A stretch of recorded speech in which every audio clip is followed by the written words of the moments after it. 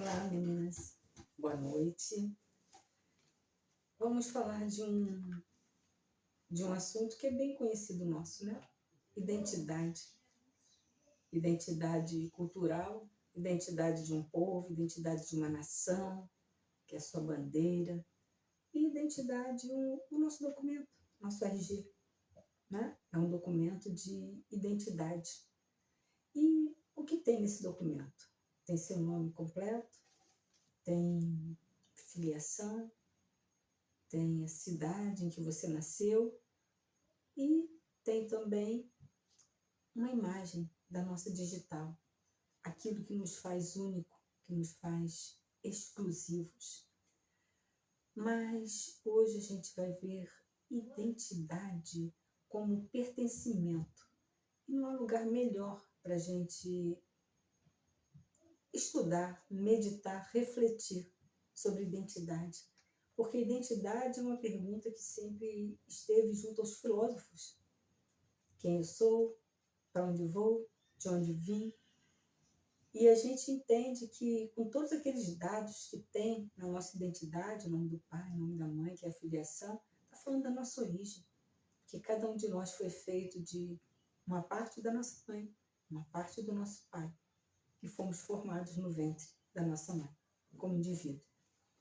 Mas vamos refletir num texto da Bíblia, porque na Bíblia a gente tem condições de entender o que é identidade e qual é a nossa identidade real.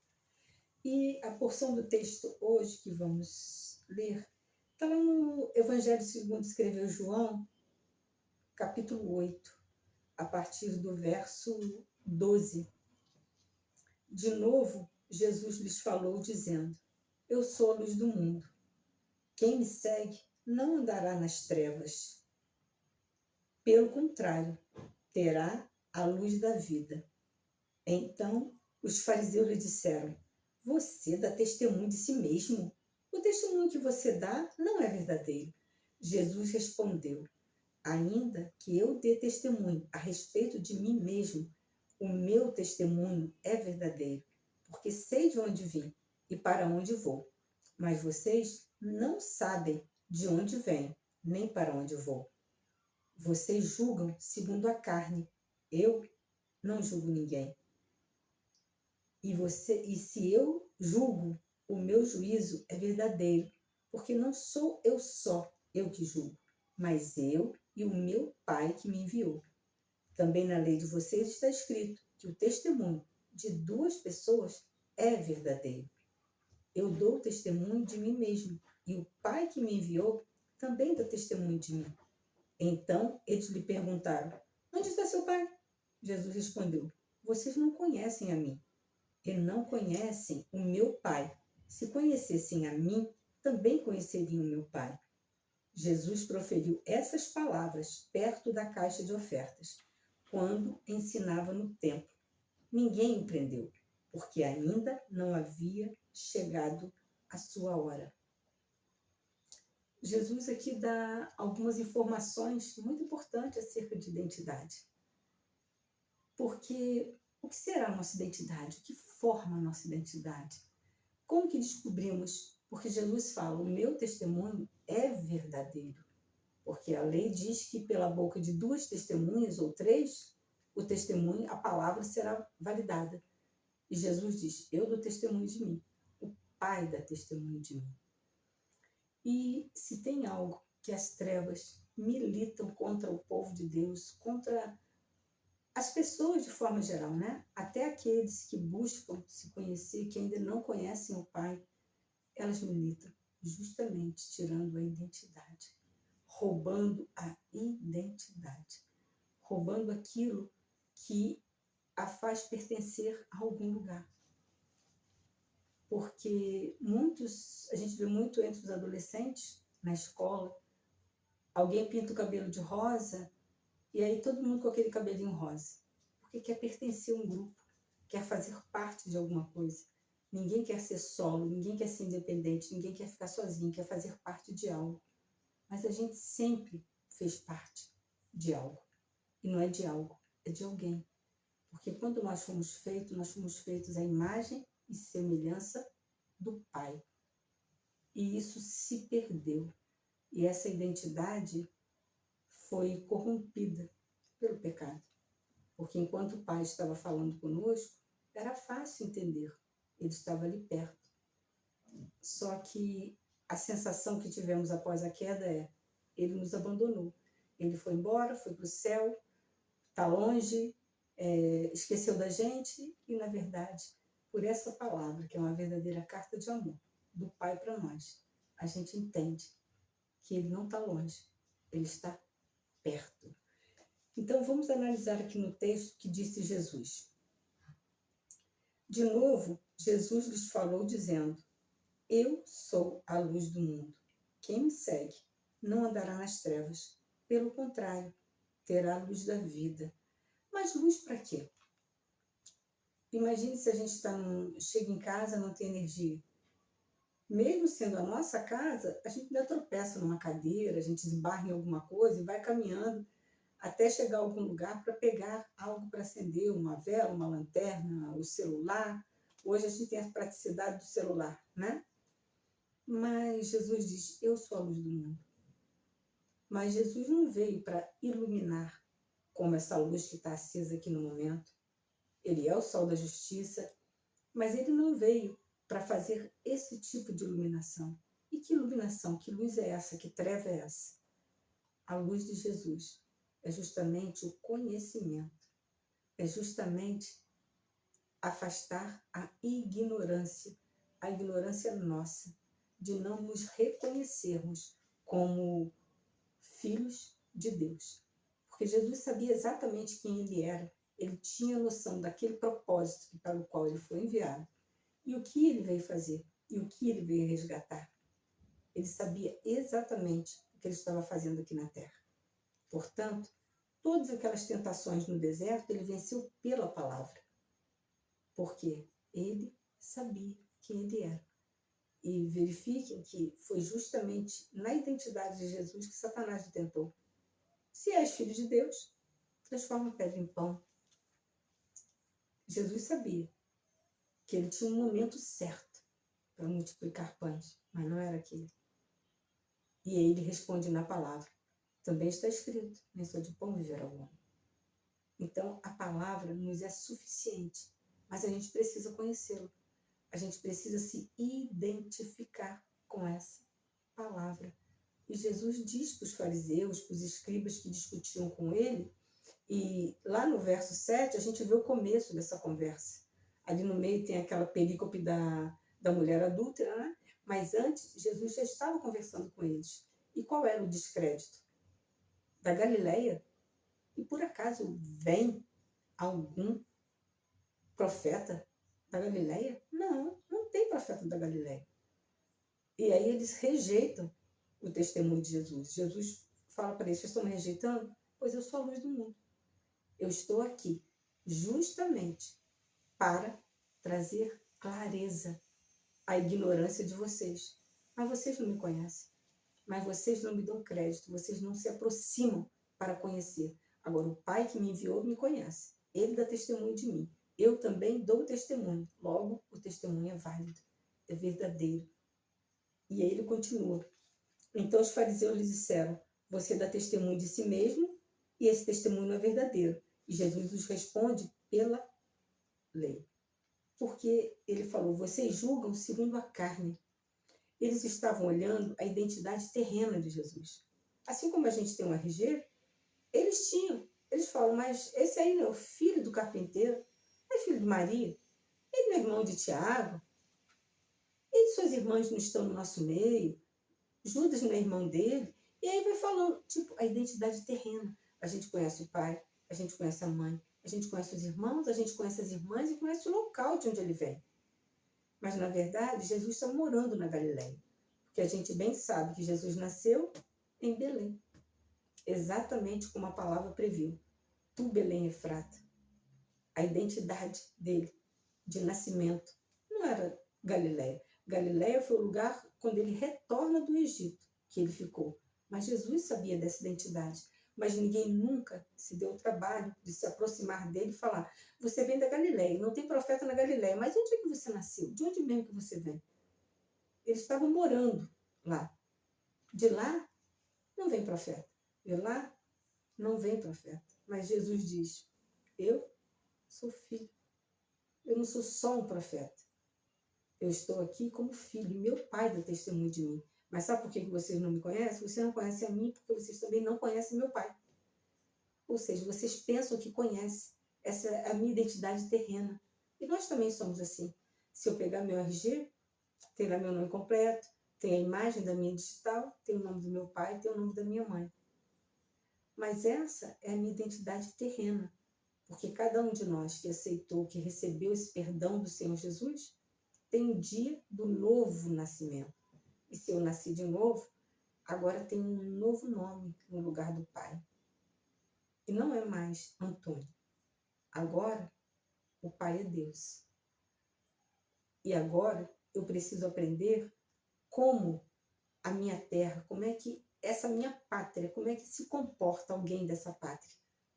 Porque quando a gente é um embaixador, quando a gente está em terra estrangeira, a gente precisa se comportar como um brasileiro. Se a embaixada do Brasil é lá na Arábia, eu não vou me comportar como uma árabe, embora eu vá respeitar a lei dele.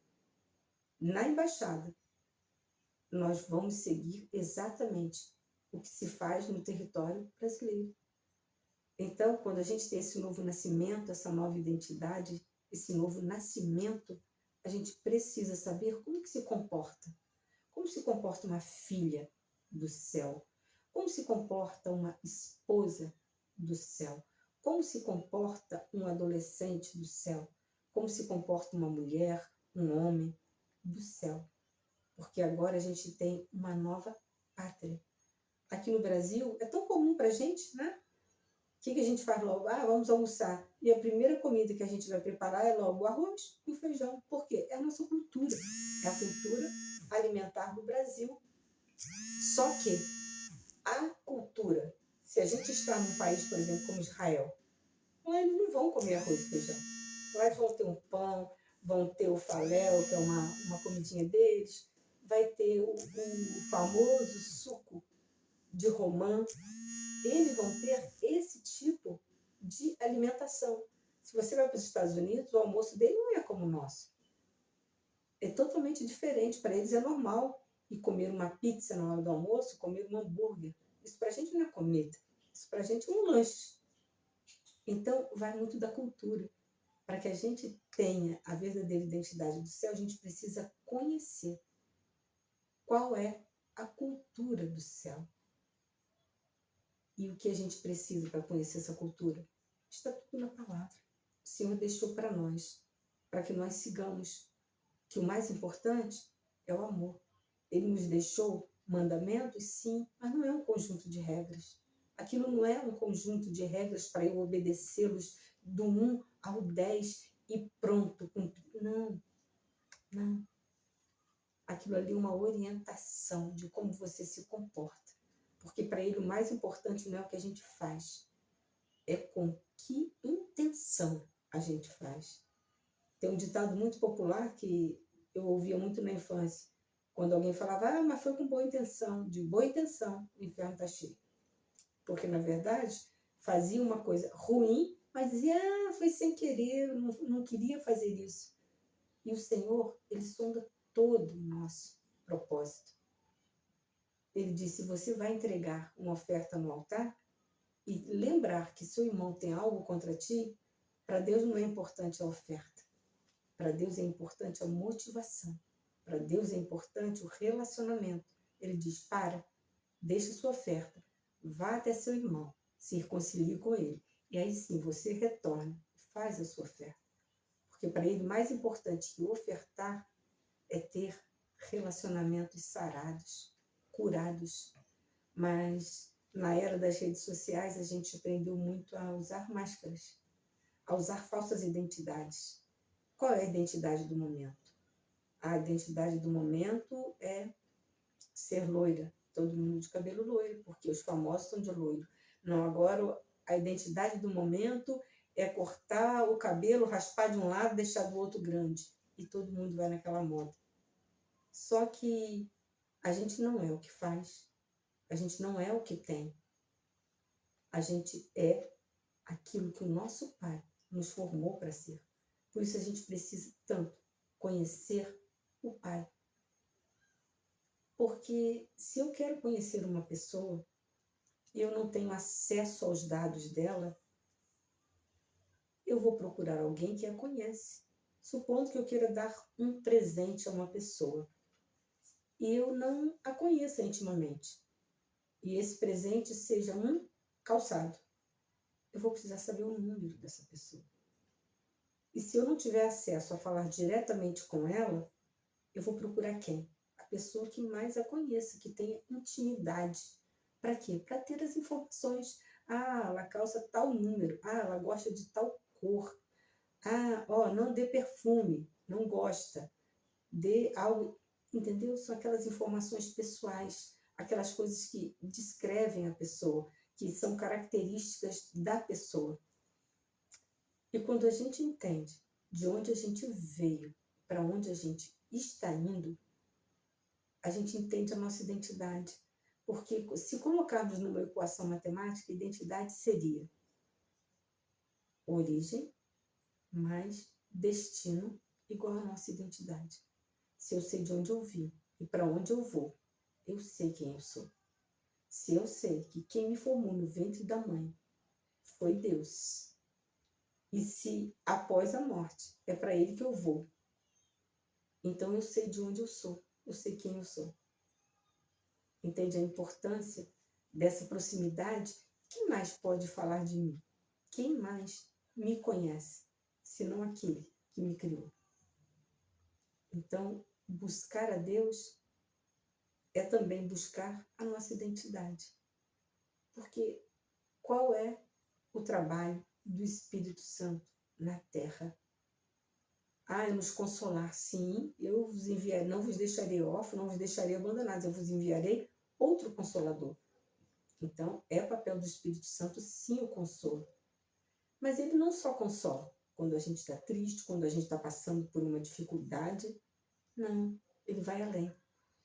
Porque ele também tem o papel de formar Cristo em nós. E como que isso é feito? A gente lê nos versículos da Bíblia, né?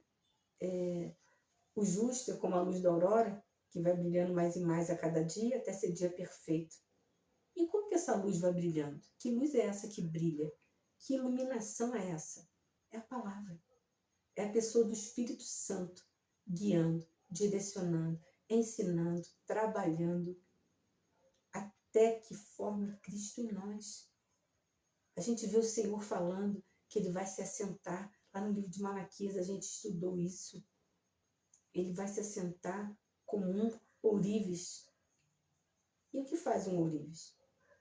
Ele trabalha com ouro, ele trabalha com metais preciosos, ele trabalha com prata. E como ele começa esse trabalho? Aquecendo. Porque quando o ouro sai lá da mina, ele traz muita impureza. Assim somos nós quando chegamos no reino, quando recebemos o perdão, quando nos entregamos a Jesus, damos esse primeiro passo. Tem muita impureza. Ainda que a gente seja bem jovem quando entrega a vida, alguns já nasceram em lar evangélico, mas ainda assim há feridas a serem curadas, há hábitos a serem abandonados, há uma imagem de Cristo a ser formada, ainda que a gente seja cristão desde o berço. Ah, eu já nasci num berço, já nasci falando aleluia, ao invés de na hora de pedir a mamadeira.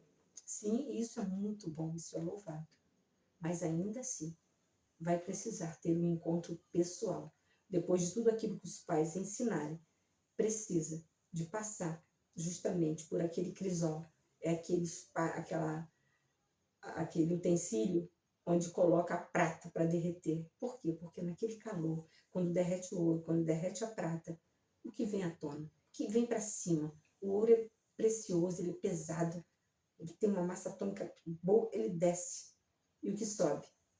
As impurezas.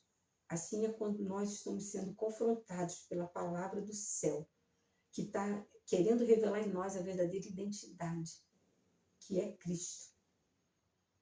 As impurezas vêm e o Senhor traz à tona, mas Ele não traz à tona para envergonhar, Ele não traz à tona para humilhar, Ele traz à tona para sarar. Isso que eu estou te colocando diante da tua vista, abandona, para, muda, porque eu quero formar Cristo em você. Tem uma passagem bíblica quando Jesus e seus discípulos estão em Cesareia de Filipe. E aí o Senhor Jesus pergunta aos discípulos, quem o povo diz que eu sou? E um fala, um diz que o Senhor é Elias, outro diz que o Senhor é Moisés, outro diz que o Senhor é um dos profetas. E aí cada um falava uma coisa. Mas Jesus faz uma pergunta diretamente a eles, a esse grupo que andava com ele, que estava perto dele, que o deveria conhecer melhor. E fala, e vocês? Quem dizem que eu sou? E nesse momento, Pedro toma a palavra e diz, tu és o Cristo, o Filho do Deus vivo. E ele fala, verdade. E quem te revelou isso, Pedro? Carne nem sangue. Ninguém teria condição de te dizer isso. Quem te revelou isso foi o Espírito. Quem te revelou isso foi meu Pai, que está no céu. Porque só eu e ele sabemos dessa identidade. Porque Jesus, Cristo, não é nome e sobrenome. Jesus é um nome. O menino que nascerá de ti, o nome será Jesus. Porás o nome de Jesus. Cristo era a identidade dele. Era o que ele estava vindo fazer na terra. Ele estava vindo como o Cristo. É Jesus, o Cristo. E o que forma em nós? Quando a palavra de Deus diz que vai formar o que em nós? Jesus em nós? Não. O Cristo. E ele já deu essa dica. Quando ele diz, aquele que quer vir após mim, negue-se a si mesmo, tome a sua cruz. Ou seja, torne-se um Cristo. Porque quem carrega a cruz é o Cristo de Deus. Claro que a gente não vai carregar a cruz e morrer na cruz. Esse sacrifício não é necessário. Isso não é literal. Ele está falando em termos de vontade, em termos de personalidade. Não, eu sou assim mesmo, eu sou colérica, eu falo depois que eu penso. Não. O Espírito Santo está formando Cristo em nós. Porque a nossa verdadeira identidade é Cristo. Quem é o Filho de Deus? Jesus, o Cristo. Quem Deus ama? O Cristo. Quem é o Filho do Deus vivo? O Cristo. Então, o que o Espírito Santo está formando em nós é o Cristo. Então, para conhecer a nossa verdadeira identidade, eu não preciso fazer regressão, eu não preciso ir buscar constelações familiares. Não. A palavra já dá o caminho, é simples. O Senhor fala, me busca. Porque quanto mais você me conhecer, quanto mais de mim você tiver, mais você vai saber quem você é. Porque o que você vai se tornar? Aquilo que você já é, mas não sabe. Aquilo que você já é, mas o maligno te confunde. Aquilo que você já é, mas que ainda não vive. Filho e filha amada. Nada. Pensa num amor que nada que a gente faça ou deixe de fazer será alterado. Porém, se quisermos agradá-lo, aí sim, a gente tem que corresponder com ele. A gente tem uma reciprocidade a fazer. Mas a gente não vai mudar o amor dele. A gente não vai mudar Deus. A gente tem disciplinas espirituais a cumprir. Para quê? Justamente para matar essa identidade deformada da terra. Para matar a ação maligna. Porque a gente não é mais possuído, a gente tem o Espírito Santo habitando. Mas há uma guerra sobre nós. Há uma guerra no mundo espiritual. E nós somos o alvo desta guerra. Nós estamos alistados para esta guerra. A gente tem a vitória garantida, se obedecer a Deus. Porque nenhum exército vence se ele não estiver em comunicação com o seu QG, recebendo as orientações do seu general, de que ação tomar, para que lado ir. Por isso, dos primeiros ataques do maligno, qual é? A comunicação. Porque se eu corto a comunicação, logo em seguida eu vou cortar a alimentação. E aí eu isolo. E aí eu vou destruir. Essas são as táticas. E qual é cortar a comunicação? Cortar a comunicação são os momentos de oração, são os devocionais, são os tempos com Deus, são buscar a Deus na hora de uma decisão. Por mais simples que pareça, pergunta para Ele. Pergunta. E Ele tem prazer em se comunicar. E qual é o alimento que Ele corta? A palavra, porque a palavra de Deus é pão. Verdadeiramente pão, e pão da vida. Ele também é água. Se você soubesse quem é que te pede de beber, tu me pedirias e eu lhe daria água viva. Essa foi a fala de Jesus para a mulher samaritana no poço de Jacó. E ela falou, eu quero dessa água. E é isso que Ele espera de nós. Senhor, eu quero dessa água. Eu quero desse pão. Mas já está tudo disponível para nós. O pão é a palavra. A comunicação é a oração. A gente precisa desse contato. É vital.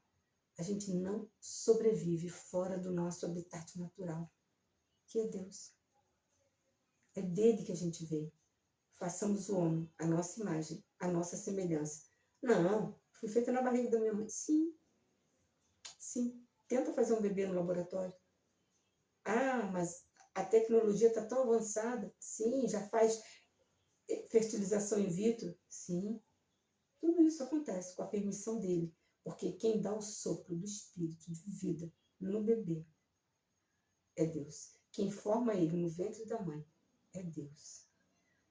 Então, se você quer conhecer sua verdadeira identidade, se você quer ficar firme nessa batalha contra as trevas, que milita contra essa nossa identidade de filho, só se chegando para Deus. Quanto mais perto dele a gente estiver, mais a gente vai conhecer de nós mesmos. Porque muitas vezes o maligno quer nos confundir. Não, mas você não pode. Olha o que você já fez. Olha o que você pensa. Olha o que você não conseguiu. Olha o que você já abandonou. Olha quantas vezes você já desistiu. Olha, você caiu de novo nisso. Meu Deus, que isso, hein? Não, agora não tem mais chance para você, não. É assim, ó, 1, 2, 3, acabou. Não. Deus não é contabilidade de pecados. Porque quando a gente faz isso, a gente está limitando a ação do perdão dele. A gente tem a atitude de Caim. Maior é o meu pecado do que se possa perdoar. Caim não se reconhecia filho. Por isso ele disse isso. Não se reconhecia como um filho. O filho pródigo não se reconhecia como filho. Mas o filho mais velho que ficou em casa também não se reconhecia como filho. Ele se reconhecia como servo. Ou seja, eu vou obedecer meu pai, eu vou trabalhar para o meu pai, eu vou fazer tudo para o meu pai. Porque eu quero a recompensa também. Ele também queria a recompensa. O Senhor não me dá nenhum cabrito para eu me alegrar. E o pai falou, filho, você é filho. O cabrito está lá. Chama seus amigos. Mas sabe por que ele nunca fez isso? Nunca pegou um cabrito e fez um churrasco e convidou os amigos? Porque ele não se reconhecia como filho. Realmente, se eu trabalho numa empresa, eu não posso. Eu trabalho numa fazenda, vou convidar uns amigos para vir aqui, vou matar ali uma ovelha. Não, eu não posso, eu sou empregado. A menos que eu tenha ordem do chefe para fazê-lo. Agora, você acha que o filho dele pergunta? Não. Ele simplesmente faz, porque quem é filho se sente à vontade. Jesus estava completamente à vontade no templo, quando ele tinha 12 anos, que a família o esquece no templo em Jerusalém e voltam preocupados. E Jesus se admira. Tipo, o que vocês estão admirados? Vocês acham que eu não tenho que cuidar das coisas do meu pai? E o que ele estava fazendo exatamente no templo? Era como se fosse um bar mitzvah. Ele estava ali conversando com os doutores da lei. Estava perguntando, estava ensinando, estava respondendo perguntas. Por quê? Porque ele estava completamente à vontade. Aqui é a casa do meu pai, então eu estou em casa. Vamos conversar das coisas do meu pai. E quais são as coisas? Vamos alinhar essa lei? Vamos alinhar esse comportamento de vocês? Ele tinha 12 anos, mas a identidade dele, ele sabia qual era. Filho de Deus. E quando a gente se identifica como filho, como filha, a gente se sente completamente à vontade. E entenda, estar à vontade não é dar ordem ao Pai. Estar à vontade é saber que Ele é Pai. E em qualquer momento Ele está perto. Ele está junto. E como Ele deixou bem claro, escrito para nós em Jeremias 29:11. Eu é que sei os pensamentos que tenho sobre vós. Pensamentos de paz e não de mal. Para vos dar o fim que desejais. Ele ainda fala, não é o fim que eu desejo, é o fim que vocês desejam. Eu sei que vocês querem coisas boas, é que vocês às vezes vão pelo caminho errado. Vocês querem comandar. E a gente foi feito para seguir o Pai. Jesus aprendeu obediência com sofrimento. E às vezes a gente está sofrendo e fica, mas eu sou filha, então eu não sou mais filha, então eu não sou mais filho. Por que eu estou sofrendo? Não. É filha sim, porque Jesus também sofreu e aprendeu obediência. A única coisa que ele requer de nós é obediência e comunicação. Não está entendendo? Pergunta. Ele não garante que vai responder, mas ele garante que vai te fortalecer. Porque a nossa identidade está nele. Porque dele viemos e para ele voltaremos. Porque a gente não vai só para o céu, a gente já veio de lá. Porque o Espírito que está em nós, que o Senhor soprou, veio dele mesmo. E ele, a origem dele é o céu. Jesus veio do céu, o Espírito Santo veio do céu. Então a nossa pátria é a pátria mais forte que existe. É a nação mais poderosa, porque lá é a cidade do Rei dos Reis, do Senhor dos Senhores. E a gente vai para lá. E o que nos mantém seguro nessa certeza de que vamos para lá? Por que a gente acha que alguém será capaz de ressuscitar mesmo todos aqueles que estão mortos e recolher, porque tem a marca do dono, tem o selo do Espírito Santo? É uma marca invisível, mas quanto mais a gente se aproxima dele, no mundo espiritual, essa marca grita, essa marca chama atenção, essa marca fica brilhante. Ah, então essa marca vai expulsar o maligno. Não, vai atrair. Ele vai querer derrubar.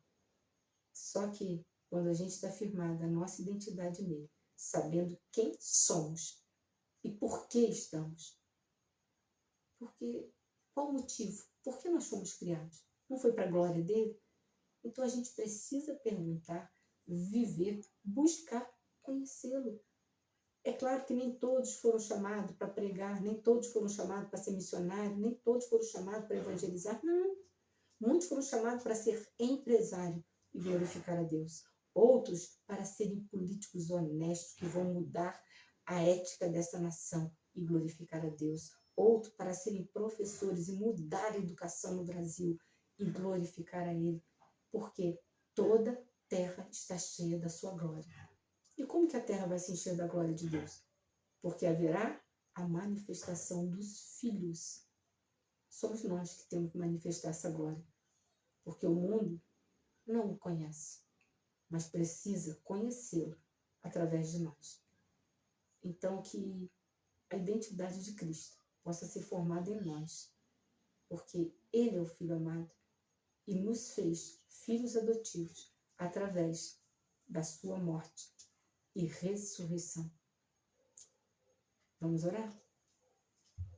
Pai Santo, obrigada, Senhor. Obrigada pela Tua palavra. Obrigada por essa breve oportunidade que temos de compartilhar a respeito de quem somos. Agora, para saber quem somos verdadeiramente, precisamos conhecer quem é o Senhor. Porque o Senhor Jesus disse, vocês não me conhecem e não conhecem meu Pai. Mas nós já estamos, Senhor, no caminho. E o caminho é Jesus. Então nos ajuda, Espírito Santo, a caminhar nesse propósito, para que o Senhor forme em nós a imagem de Cristo. Porque o ourives sabe que o ouro está no ponto. Quando ele vê a imagem dele refletida, ele sabe que as impurezas foram tiradas e que a semelhança, como nós fomos criados, retornou. Porque nós não somos iguais a ti, Pai. Nós somos semelhantes. Quem desejou ser igual ao Senhor foi o maligno e colocou essa semente maligna em nós. Mas Jesus veio para restaurar, para refazer, para religar a nossa vida com a sua vida, o nosso espírito com o teu espírito. E nós estamos nessa caminhada. Ajuda-nos, Deus, nessa caminhada, onde Cristo está sendo formado em nós. Amém.